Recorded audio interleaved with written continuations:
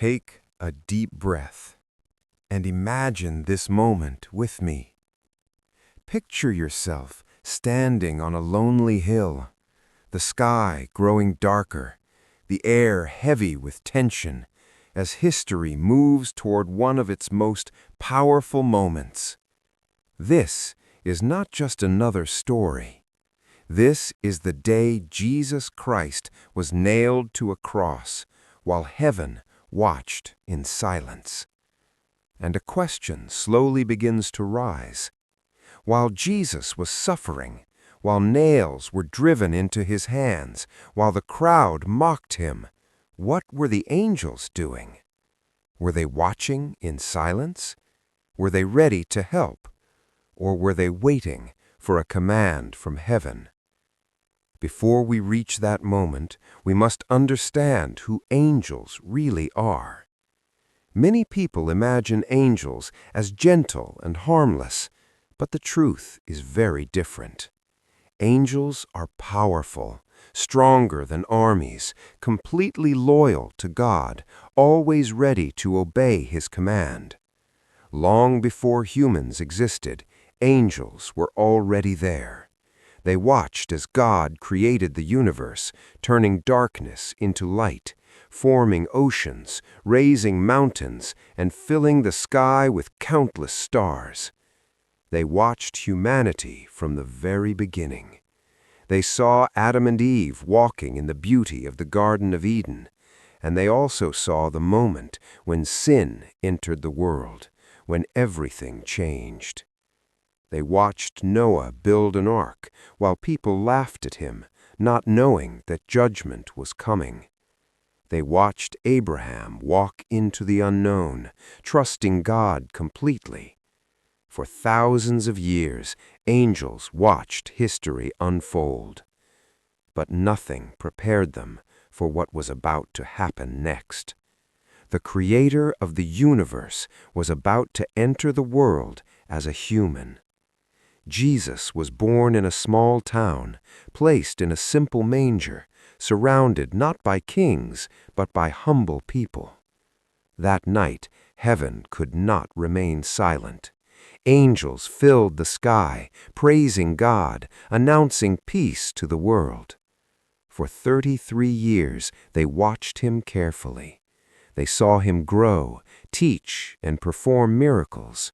Blind eyes were opened. The sick were healed. Storms were calmed with a single command. But slowly, a shadow began to form. Jesus started speaking about suffering, betrayal, and death.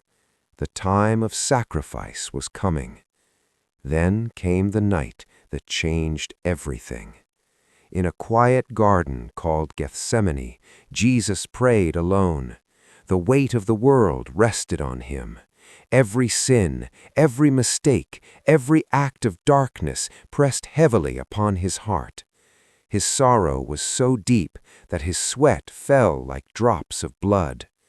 And in that moment, one angel was sent from heaven, not to rescue him, but to strengthen him, because what was about to happen had to happen. Soon after, soldiers entered the garden. Torches flickered, shadows moved, tension filled the night. Judas stepped forward and betrayed Jesus with a kiss. Soldiers grabbed him, binding his hands. Jesus did not resist. He knew the purpose of this moment. He was taken before leaders, accused with lies, mocked without mercy. Even though he was innocent, the crowd shouted loudly, "Crucify him!" Roman soldiers beat him, placed a crown of thorns on his head, and mocked him as a king. Then they forced him to carry a heavy wooden cross. Step by step, through dusty streets he walked. The weight was unbearable. He stumbled and fell beneath the cross, yet he rose again and continued forward. Finally, they reached the hill called Golgotha. Soldiers laid him on the cross, a hammer was raised, and with powerful strikes, nails were driven into his hands and feet. The sound echoed across the hill. Imagine heaven at that moment. Thousands of angels, watching, waiting. All they needed was one command.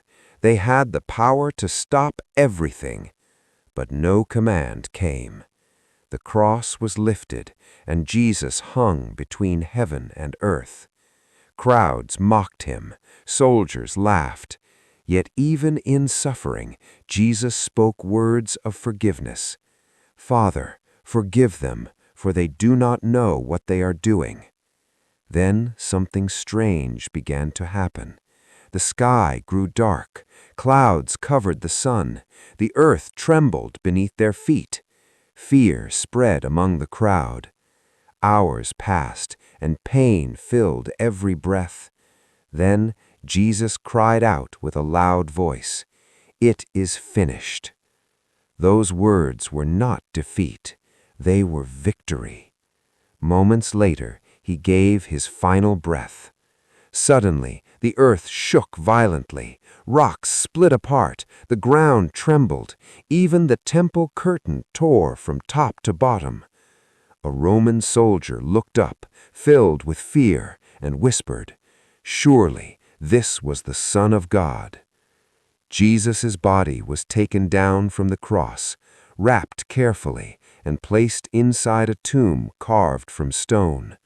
A large stone sealed the entrance. Guards stood watch outside. Silence filled the night. The next day passed, and hope seemed lost. But heaven was not finished. Early on the third day, before sunrise, the earth shook again. An angel descended from heaven, shining with brilliant light. The guards trembled with fear.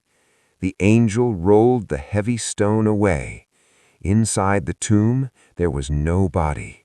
Jesus had risen. Death had been defeated. Victory had come. And now the answer to the question becomes clear. Why didn't the angels stop the crucifixion? Not because they were powerless, but because salvation required sacrifice, because love required surrender, because through what looked like the greatest defeat came the greatest victory in history.